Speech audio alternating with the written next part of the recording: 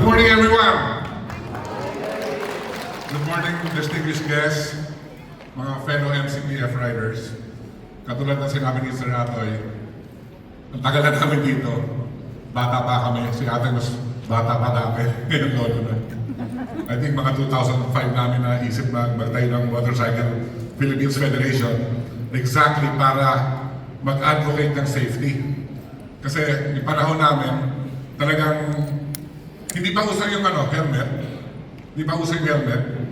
Only, I think, 28% ng registered motorcycle vehicles are motorcycles. Ngayon, palagi nasa 70% na eh. Ina-expect namin dati, sabi namin, 10-20 years from now, mas marami motor kaysa sa kotse. Kaya kailangan tumulong tayo para magturo ng mabawasan ng aksidente.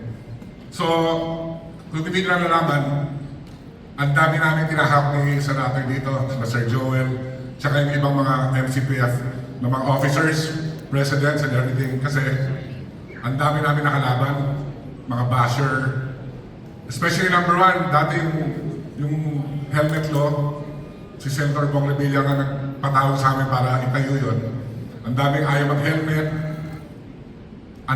Ngayon, after 20 years or 15 years, ang nakangiti kami dahil nakikita namin at least buong MCR naka-helmet.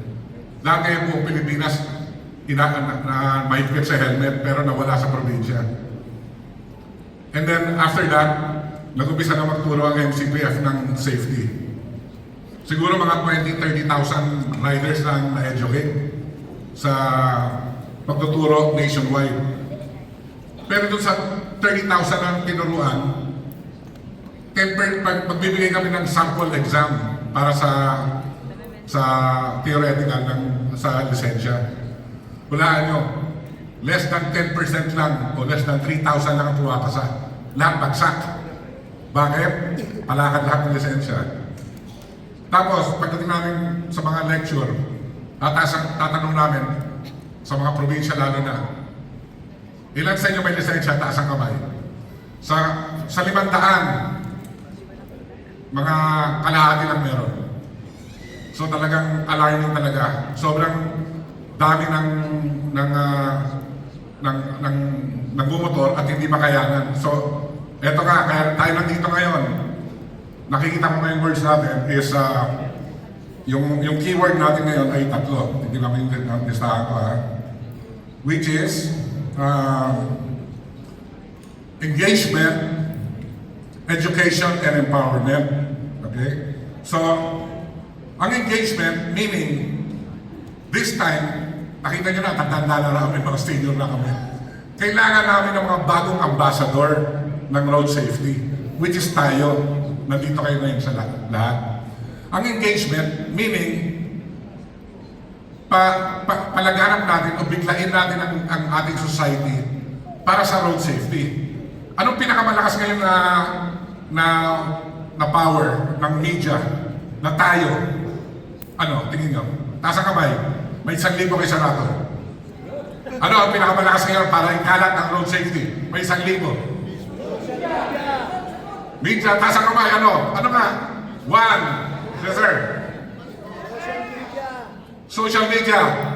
O, kukunin mo 1,000 mamaya. Congratulations. Yan, social media. Nakikita nyo lahat ngayon, vloggers, di ba? Mag-vlog tayo ng motorcycle safety. Isang classic example ng ating President si Mario Montalban. Idol ko yan. Sabi ko, nag-uumpisa siya ng mag-advocate ng road safety. Sabi ko, tuloy mo yan. Ngayon, talagang inaral niya at nag-advocate siya. Tinanong ko siya ngayon, ilan na ba followers mo? 500,000. Magkano na kinikita mo dyan? $2,000 ang babot, di ba? Ang galing. Nakatulong na siya, kumita pa siya. So, with social media, lahat tayo, kunan natin yung mga mali, yung mga helmet, yung mga pasaway. Magkalat tayo ng safety. Okay? So, yan ang engagement. And then, number 2, education. Sa sobrang dami ng nagbumotor ngayon at yung MCPF, ang Advocacy is Education, buong Pilipinas, halos linggo-linggo, nasa probinsya lahat. Ako sumuko na, sabi ko, hindi ko na kaya.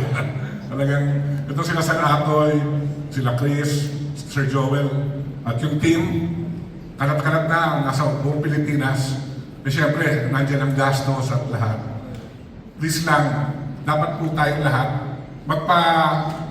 magpa-empower o magpa-certify sa MCPF na pwede tayo magturo ng motorcycle safety. So, kontakin nyo lang po yung ating MCPF administration and then maging certified instructor po tayo. Mag-advocate po tayo ng safety through education. So, yun po. At lahat, hindi na naman riders eh. Buong pamilya, mula sa pagkabata, mula mga anak nyo. Yung nga dapat nasa bahay pa lang, tinuturuan nyo na sila paano ang tama o mali. Number one, huwag nyo naman sakay yung mga anak nyo na sa motor na walang helmet. Yung mga sanggol, nakikita natin. Di ba? So, bata pa lang, tinuturuan nyo sila kung paano tumawid ng tama.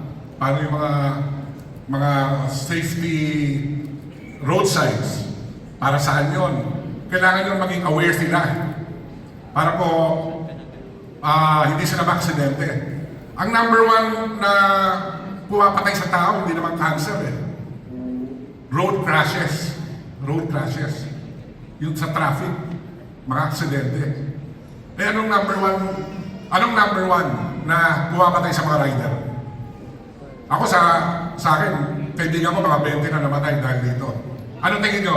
May 500. Ano pumamatay sa rider? Pag tawag ka? Wala. Drunk driving. Kasi linggo-linggo may party, may birthday, inuman. Di ba? So, ang dami ko ng ka-rider na namatay because of drunk driving. 70% ng na-aksidente dahil lasing. Okay, so huwag na po tayo uminom or pwede kayong uminom, hinay-hinay lang. Isang beer, 2 oras. Okay na yun. At bababa na tama nyo. Okay?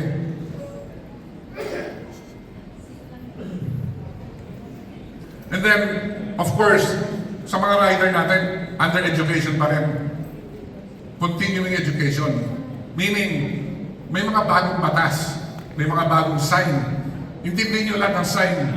Pagsisa natin, lalagay ng mga road sign. Kalahati lang naintindihan natin, di ba? Hindi natin maintindihan kung para saan yun, para saan to. Di ba? So kailangan aralin nyo yan. Lahat po yan nasa internet na ngayon. Nasa YouTube. YouTube nyo lahat. May TikTok pa. May ChatGPT. Lahat po yan nasa ano na. Hindi na kailangan magtanong o maghintay pa o pumunta pa sa LTO para kumuha ng mga road sign. So, iaano nyo lang, Road Sign Philippines or LTO road signs. Lalabasan po yun. Okay? Okay, at the end, empowerment. Huwag tayo umasa sa gobyerno. Huwag tayo umasa sa mga kung sinong leader natin sa motorcycle, presidente, para sabihin sa atin mag-ride tayo ng safe. Kailangan manggaling sa atin. Okay? So, bawat isa sa atin, pag may nakikita kayong mali na fellow rider, kausapin nyo na, kailangan empower natin sarili natin na magpalaganap at maging ambassador for road safety. Agree ba kayong lahat? Okay, so lahat tayo ay magiging ambassador for safety. Maraming salamat po. Maraming salamat.